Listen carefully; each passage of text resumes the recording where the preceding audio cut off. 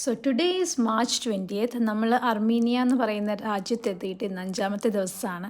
ഇന്ന് നമ്മൾ ഒരു ഭയങ്കരമായ മിറാക്കിൾ എക്സ്പീരിയൻസ് ചെയ്തു on our way back from തത്തേവ്.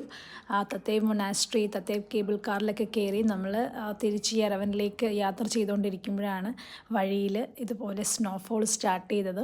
നമ്മൾ തത്തേവിൽ നിന്ന് പോരുമ്പോഴേക്കും ഒരുപാട് ഫോഗി ആയിരുന്നു, ചെറിയ റെയിൻ സ്റ്റാർട്ട് ചെയ്തിട്ടുണ്ടായിരുന്നു.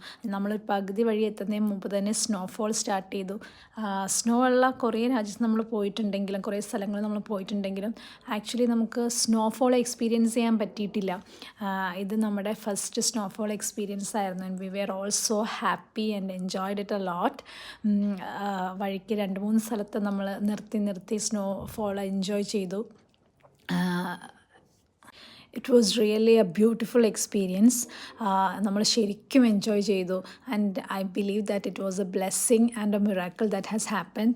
കാരണം ഇത്രയും സ്ഥലങ്ങളിൽ നമ്മൾ പോയിട്ടും സ്നോ ഉള്ള സമയത്ത് പോയിട്ട് പോലും നമുക്ക് എക്സ്പീരിയൻസ് ചെയ്യാൻ പറ്റാഞ്ഞ ഒരു സംഭവമാണ് ഈ സ്നോഫോൾ എന്നുള്ളത്.